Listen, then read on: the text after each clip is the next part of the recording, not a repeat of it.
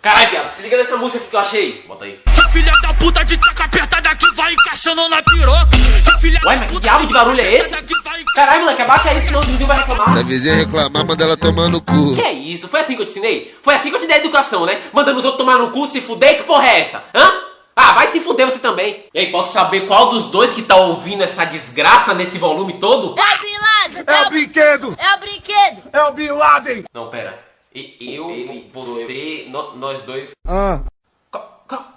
Qual o problema de vocês, mano? Não, na moral, assim, na humildade, vocês são doente mental, como é? Só abaixa a música aí e é nóis. Pode ir pá! Lã. E aí, ladrão? Bora, levanta daí pra comer que o Davi tá chegando com as comidas. Menino, você fale direito comigo, senão eu vou te dar uma tapa no meio dessa sua cara que vai arrancar os seus dentes tudo. Já comi.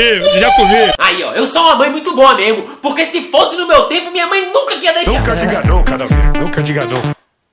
De novo? É? Ah, eu vou pegar essa porra desse trambolho aqui no seu quarto pra você aprender a tirar as coisas. Ai.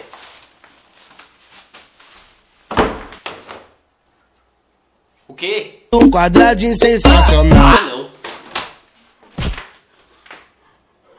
Nossa! Na minha casa você não vai meter essas piadas merda. Ela tá bem larga. Ah, eu tô mesmo, esses meninos me enlouquecem. Ai, ai, ai, ai, ai, ai.